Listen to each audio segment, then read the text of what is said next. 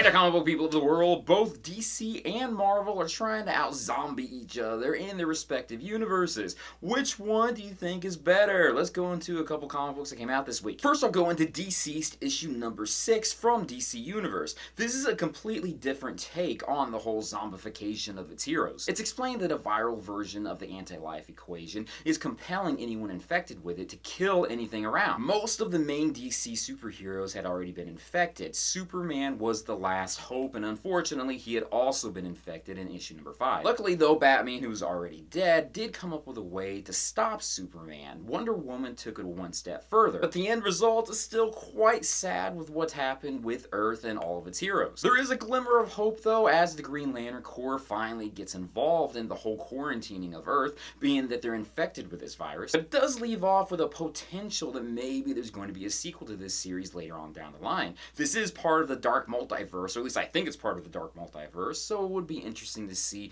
a later playing of this scenario in future stories. Moving over to the Marvel Universe, there's the Marvel Zombie series, which that in itself has also been very unique in their storytelling. An unstoppable zombie plague infects the heroes, but the heroes do retain a lot of their intelligence. But they have a never-ending thirst for human flesh. In this first issue, we see some very powerful figures in the Marvel Universe fall. Most of it, however, takes place in space. However, it leaves off where it looks like the threat is coming directly to Earth. Again, it's an alternate universe, so almost anything could happen. Any superhero you think may be immune or may be able to get away from it, don't hold your breath. Moving back over to the DC universe, there's also tales from the Dark Multiverse, the death of Superman. In this dark alternate universe, we see the death of Superman, but in this case, Lois Lane takes it upon herself to avenge him. She gets possessed by the power of the Eradicator, and she becomes a dark superwoman herself. As the title suggests, it is incredibly sad, and we've never seen a Lois Lane this vengeful. This, of course, is leading up to something else that's going to be happening in the Dark Multiverse,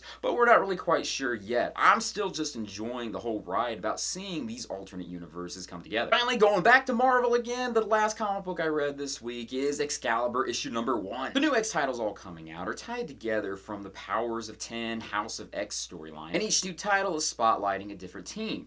This instance, we have somewhat of a combination of some of the magical characters that have been associated with the X-Men, and some characters who you wouldn't really expect to be teaming up together, including Apocalypse, or what he likes to be now called, this word thing that I can't even begin to pronounce. This first issue is establishing that Morgan Le Fay is going to be the antagonist in this series. And we also have a new Captain Britain being brought onto the scene. It's honestly not my favorite of stories that have come out so far, but it is still interesting nonetheless. I feel like the teammates in this issue are being brought together more by happenstance rather than being put together organically. But I will continue on to read this because I'm a huge fan of Excalibur and I'm glad that they're getting a comic book series. Anyways, so that's my comic load for this week. What did you guys read? Leave comments down below and let me know. With that, thank you guys for joining me in this video. Be sure to check out my Patreon site, check out my social media sites, my websites, and everything else out there. Peace, love, and I'll see you guys later. Bye.